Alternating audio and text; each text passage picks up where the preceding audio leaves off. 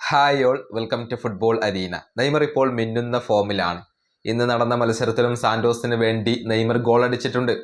എതിരില്ലാത്ത 2 ഗോളുകൾക്കാണ് red bull ബ്രാഗാന്റിനോയെ Santos പരാജയപ്പെടുത്തിയത്. ഈ മത്സരത്തിൽ സാന്റോസിന്റെ ആദ്യ ഗോൾ നേടിയത് നെയ്മറാണ്. മത്സരത്തിന്റെ ആദ്യ പകുതിയുടെ ഇഞ്ചുറി സമയത്ത് നെയ്മർ ഗോൾ കണ്ടെത്തുകയായിരുന്നു. നെയ്മർ തന്നെ തുടങ്ങി വെച്ച ഒരു മുന്നേറ്റമായിരുന്നു അത്. പിന്നീട് ഗബ്രിയേൽ ബോണ്ടമോ നെയ്മർക്ക് മറിച്ച് നൽകി. നെയ്മർ അത് കിടിലൻ ഷോട്ടിലൂടെ ഫിനിഷ് ചെയ്തു എന്നുള്ളതാണ്. പിന്നീട് 76-ാമത്തെ മിനിറ്റിൽ അഡോണിസ് കൂടി സാന്റോസിന് ഗോൾ നേടി. ഇതോടുകൂടി സാന്റോസ് വിജയം ഉറപ്പാക്കുകയായിരുന്നു.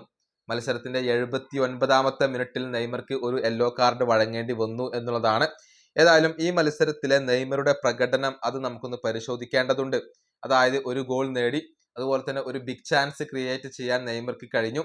അതുപോലെ തന്നെ 7 പ്രോഗ്രസീവ് ബോൾ ക്യാരീസ് അവിടെയുണ്ട്.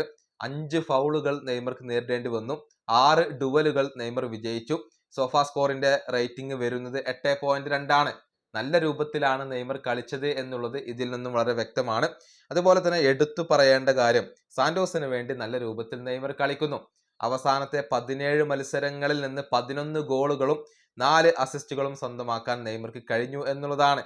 അതായത് ഓരോ 98 മിനിറ്റിനിടയിലും ഓരോ ഗോളോ അതല്ലെങ്കിൽ അസിസ്റ്റോ സ്വന്തമാക്കാൻ നെയ്മർക്ക് കഴിയുന്നു. തീർച്ചയായും വേൾഡ് കപ്പ് ടീമിൽ താൻ സ്ഥാനം അർഹിക്കുന്നു എന്ന ഒരു സ്റ്റേറ്റ്മെന്റ് ആണ് ഈ പ്രകടനത്തിലൂടെ നെയ്മർ ജൂനിയർ നടത്തിയിട്ടുള്ളത്. ഈ വീഡിയോ അവസാനിപ്പിക്കുന്നു. അടുത്തൊരു കാണാം.